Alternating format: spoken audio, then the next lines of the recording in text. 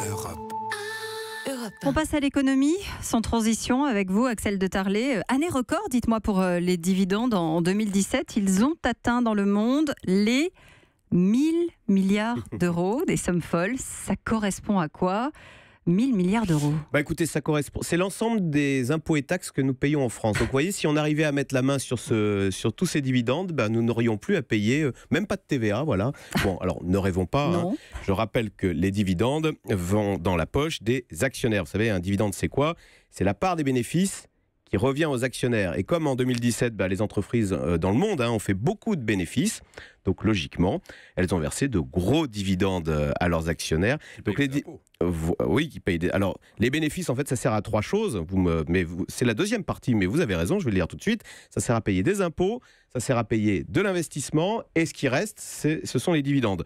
Donc, comme il y a eu beaucoup de bénéfices en 2017, les dividendes ont augmenté de 7,7% et ils ont effectivement dépassé les 1000 milliards d'euros. Oui, Voilà. C'est vrai qu'on s'y perd, mais 1000 milliards, oui, Voilà. 1000 milliards.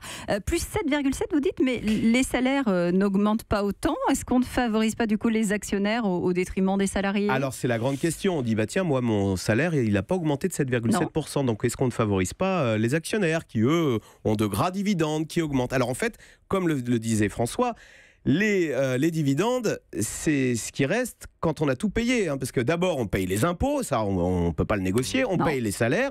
Et à la fin, s'il reste quelque chose dans les caisses, on donne un dividende aux actionnaires. Mais s'il reste rien, on ne donne rien aux actionnaires. Alors ça, c'est la théorie. Parce que dans la pratique, les patrons, ils veulent quand même ils veulent pas se mettre à dos les actionnaires.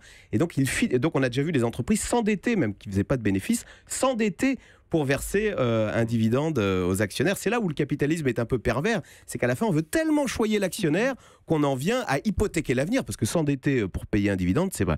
Et je vais même vous dire, je vais aller plus loin, verser de gros dividendes, c'est de plus en plus critiqué par le monde économique. Pourquoi ? Parce que quand on verse un gros dividende, ça veut dire qu'on fait peu d'investissement.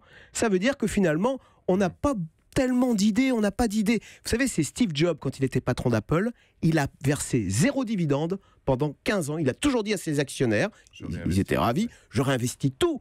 Et j'invente l'iPod, et j'invente l'iPhone, et j'invente l'iPad. Résultat, l'action, sans verser 0 dividende, est passée de $9 à $200. Donc vous voyez, quelque part, verser les dividendes, c'est un aveu de faiblesse. Ça veut dire, je n'ai plus d'idées, donc je rends l'argent aux actionnaires. Donc là, vous avez cité Apple, Axel, Oui. mais en France, c'est quoi le hit parade de ceux qui versent le plus de dividendes ? Alors, ça ne va pas vous surprendre.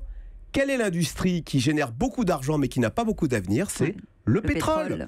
Donc, plus gros dividende du monde, c'est Shell, c'est QFD qui a rendu 15 milliards à ses actionnaires. Et en France, le plus gros dividende, c'est Total qui a rendu 6 milliards à ses actionnaires. Le pétrole, ça rapporte beaucoup d'avenir. Non, ça rapporte beaucoup d'argent, mais justement, ça n'a pas beaucoup d'avenir. Donc, vous voyez, un gros dividende, ça annonce aussi le déclin. Europe 1.